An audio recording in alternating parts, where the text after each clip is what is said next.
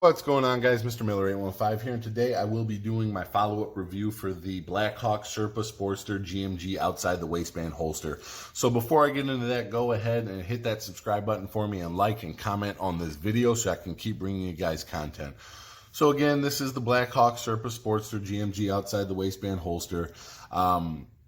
I did a little bit of Facebook research on here just to see if I can get anybody with any personal experience with these, because like I said in my last video, I've walked by these probably 1,000 times in different gun stores and I never bought one. The tons of different Blackhawk holsters. So I went on Facebook and just got the general consensus of what everybody thought about them. And I have to tell you, it is split 50-50 right down the middle. Either it's a great holster, I never had any issues, or you will shoot yourself in the foot with this holster. So with that being said, let me go into my 5-point necessities that I believe that any holster should have, that I think anybody should look for in a holster, for something that you're going to be carrying around. First, number one is trigger guard, but as always, there is no round in the chamber, there is no magazine. This is a clear and safe firearm. So we got the trigger guard covered down here pretty well. There's not a lot of extra material down here, so it's kind of nice because you get a decent little grip on your firearm here.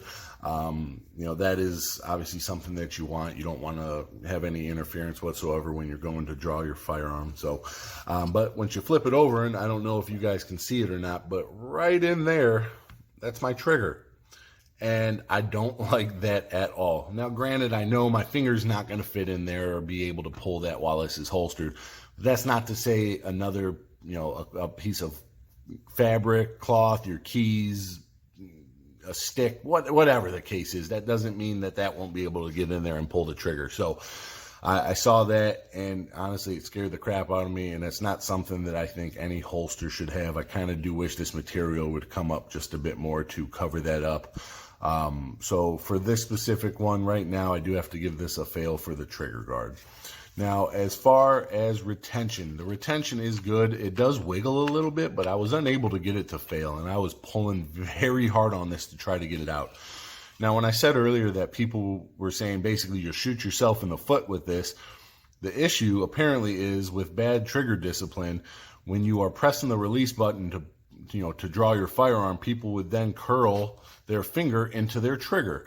I've found that if you keep your trigger finger discipline and you press that button, you leave it right where it's supposed to be, when you pull that firearm out, your finger is right on the slide. This is where it always should be anyway. So with good trigger discipline, absolutely, I think this is great retention. There is no issues.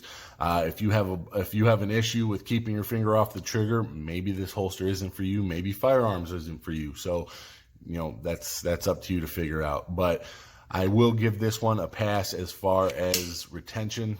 You got the click there that you guys know I love, but like I said, you press down on it. If you keep your finger off the trigger like it's supposed to be, you should be fine. I guess I can see how people were having problems pulling their finger up while drawing and pulling the trigger.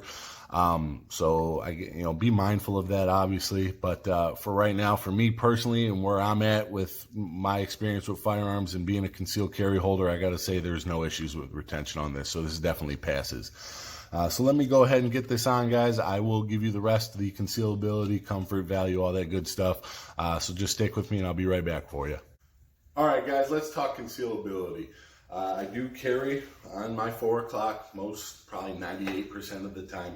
The concealability of this, I'm not really too sure on. As you can see, it does print quite a bit for being in a hoodie.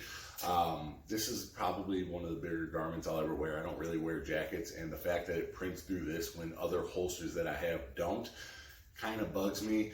I guess technically you can wear something with print on it, some sort of pattern, flannel, something like that to try to break up the print, but I gotta say it does fail for me just because I got a hoodie on and you can still clearly see my firearm. As far as comfort goes, I do have to give it a pass. It's a very comfortable holster. The paddle is nice and wide, so it does distribute the weight of the firearm. Again, guys, get a good gun belt. you got a heavy firearm on your hip, you don't want the thing wobbling and flailing around. So get a good gun belt. That'll definitely help with comfort. But from wearing it around the house, driving with it for long periods of time, taking walks, going to the stores, whatever, it's very comfortable. You definitely forget you have it on, but that does go with being with outside the waistband holster. So as far as value goes, technically it does pass. At a price point of $34.95, it's probably one of the cheaper holsters you'll find out there.